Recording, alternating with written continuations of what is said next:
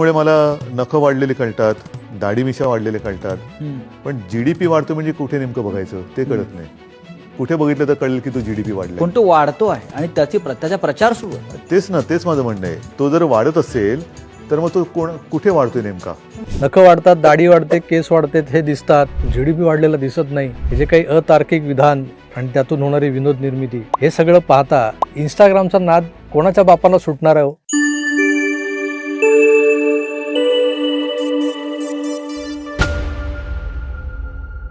आंतरराष्ट्रीय राजकारणाचा विचार केला.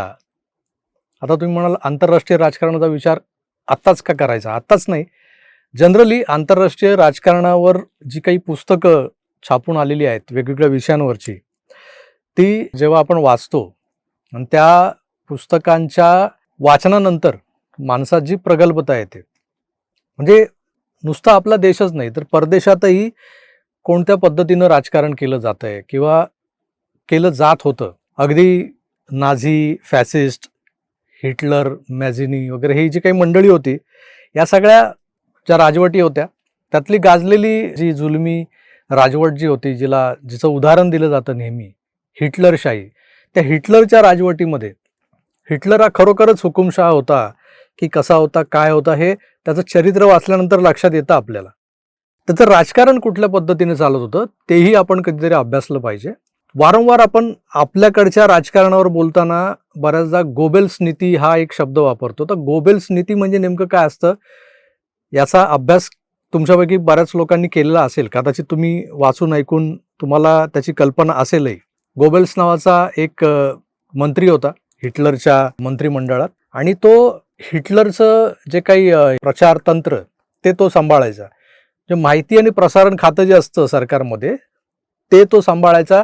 त्यात त्या काळात जे माध्यम सर्वाधिक वापरलं जायचं परदेशांमध्ये, युरोपात, जर्मनी वगैरे या भागात, ते होतं रेडिओ.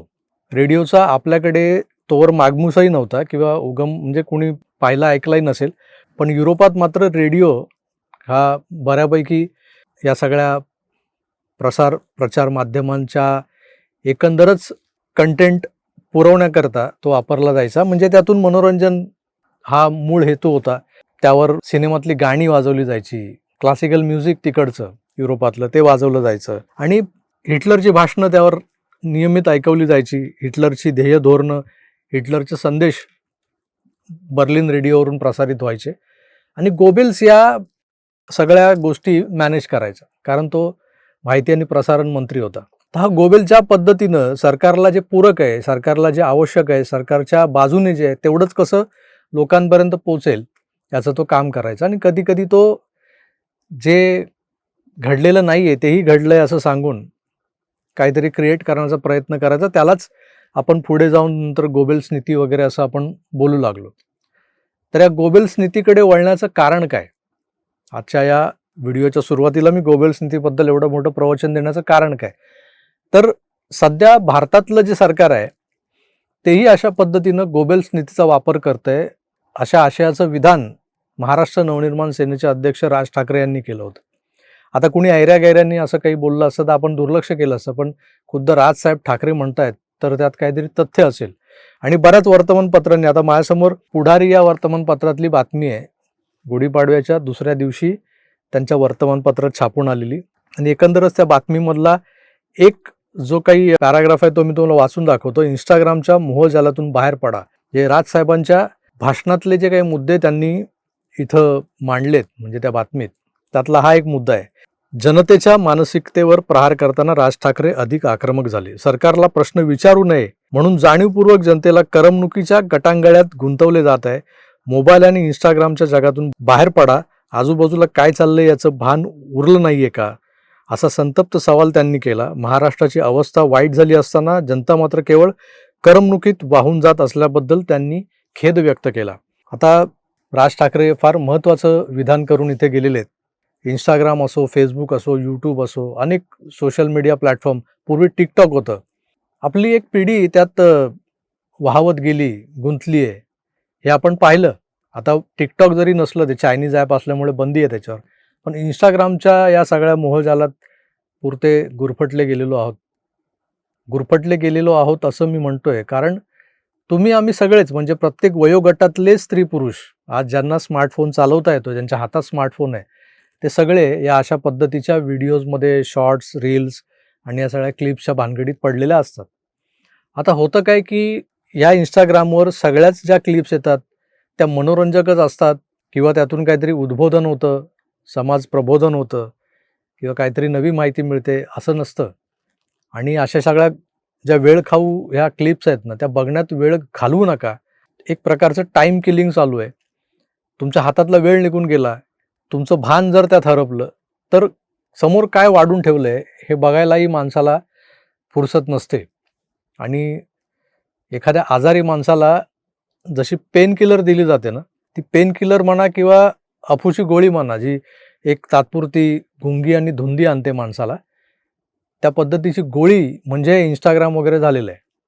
आणि त्यात काहीच वाद नाही, दुमतही नाही. राज ठाकरेंच्या या मताशी मी पूर्णतः सहमत आहे.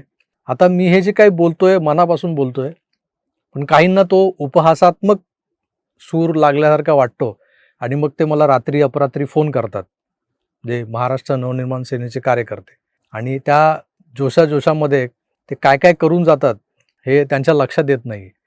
पण त्यांनी जे काही कृत्य केलेलं आहे ते एखाद्या पुराव्यासारखं जर मी वापरलं तर हे देशोधडीला लागू शकतात याचा त्यांना अंदाज नाही आहे.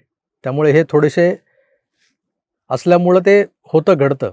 आता हे असे जे काही कम्युनिटी झालेली आहे ना, त्यातलाच एक भाग म्हणजे खुद्द राजसाहेबांचे वडील बंधू, ज्येष्ठ बंधू आणि त्या ज्येष्ठ बंधूंचे जे संपादक आहेत, म्हणजे मालक नोकर अकबर बिरबल अशी जी जोडी असते, त्या जोडीमधले हे दोघे जण एकत्र बसून कधी कधी मुलाखत खेळतात आणि त्या मुलाखतींमधून जे विनोद निर्माण होतात तेही लोक इंस्टाग्रामवर चवीनं बघतात. आणि मग होतं काय की इतर काही कुठल्याही सेगमेंटमधले व्हिडिओज, शॉर्ट्स, रील्स बघणारे जे लोक असतात त्यांच्याहीपेक्षा जास्त लोक हे राजकारणावरचे व्हिडिओज, शॉर्ट्स, क्लिप बघणारे आहेत. आणि जर त्या प्रेक्षक वर्गापुढे या अशा पद्धतीच्या अलौकिक विनोदाची फोडणी असलेले हे जे काही तुकडे, ज्याला आपण शॉर्ट्स म्हणतो, ते जर कुणी असे ताटात वाढले तर ती या सगळ्या भुलवल्या गेलेल्या जनतेसाठी एक प्रकारची मेजवानी असते. आता ही मेजवानी म्हणायची की अंमली पदार्थांचा जबरदस्त डोस म्हणायचा, हे तुमचं तुम्ही ठरवा. त्याआधी ही क्लिप बघा. त्यामुळे मला नखं वाढलेली कळतात, दाढी मिशा वाढलेले कळतात, पण जीडीपी वाढतो म्हणजे कुठे नेमकं बघायचं ते कळत नाही. कुठे बघितलं तर कळेल की तो जीडीपी वाढलाय. पण तो वाढतो आहे आणि त्याचा प्रचार सुरू आहे. तेच माझं म्हणणं आहे. तो जर वाढत असेल तर मग तो कुठे वाढतोय नेमका? पाहिलीत मित्रांनो, अशा पद्धतीनं जीडीपी कसा मोजला जातो? जे वाढलेला जीडीपी, नखं वाढतात, दाढी वाढते, केस वाढतात हे दिसतात, जीडीपी वाढलेला दिसत नाही. हे जे काही अतार्किक विधान आणि त्यातून होणारी विनोद निर्मिती, हे सगळं पाहता इंस्टाग्रामचा नाद कोणाच्या बापाला सुटणार आहे हो? तुम्ही सांगा.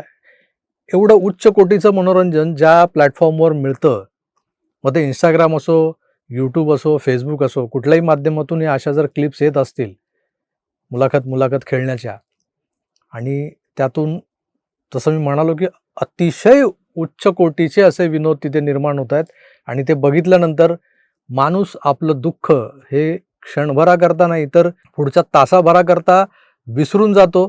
त्याचा पगार झालेला नाही, त्याच्या खिशात पैसे नाहीत, तो उपाशी आहे 2 दिवस, हे सुद्धा विसरतो. अशा पद्धतीचा विनोद निर्माण करणं हे सगळ्यांना जमत नाही. आणि ज्यांना जमतं आणि जमल्यानंतर ते अशा प्लॅटफॉर्मच्या माध्यमातून आपल्या समोर येतात, हे फार मोठं पुण्याचं काम आहे. आणि ते करत असताना त्यांचं पुण्य आपण हिरावून घेऊ नये यासाठी किमान आपण इंस्टाग्राम, यूट्यूब, फेसबुकवरचे असे रील्स, खास करून अशा रील्स मुलाखतवाल्या, त्या बघणं बंद करू नये असं मला तरी वाटतं. त्यामुळे राजसाहेबांनी जो सल्ला दिला आहे तो सल्ला कितपत मानायचा यापेक्षा राजसाहेबांनी दिलेल्या सल्ल्यातल्या काही गोष्टी तुम्ही जरूर आचरणात आणा. काही बाष्कळ, पानसट आणि इतर जे अवांतर गोष्टी असलेले जे काही रील्स, शॉर्ट्स, ज्या व्हिडिओज असतात ते सगळं बघणं सोडून द्या खरोखर. पण आता जो मी तुम्हाला व्हिडिओ दाखवला तसले व्हिडिओ मात्र बघणं बंद करू नका, कारण त्यातच तुमच्या जगण्याला अर्थ देणारा एक नवा पैलू दडलेला आहे. एक एनर्जी बूस्टर आहे, आणि हे एनर्जी बूस्टर जर तुमच्याकडून राज ठाकरे काढून घेणार असतील तर मात्र मोदी सरकार या सगळ्या भारतीय जनतेवर करत असलेला अन्याय अत्याचार हा सहन करण्यापलीकडे होईल. त्यामुळं मोदी सरकारची गोबेल्स नीती ही जरी आपल्याला दिसत असली उघड्या डोळ्यांनी, तर त्याकडे कुठेतरी आपल्याला दुर्लक्ष करून हे अशा क्लिप बघत राहणं क्रमप्राप्त आहे. कारण बंदा खाएगा नहीं तो जिएगा कैसे, तसंच है देखेगा नहीं तो सहेगा कैसे. ये जो जुल्म अत्याचार हो रहे हैं भारतीय जनता पर, वो सहेगा कैसे. त्यामुळे या क्लिप्स जरूर बघत राहा. धन्यवाद.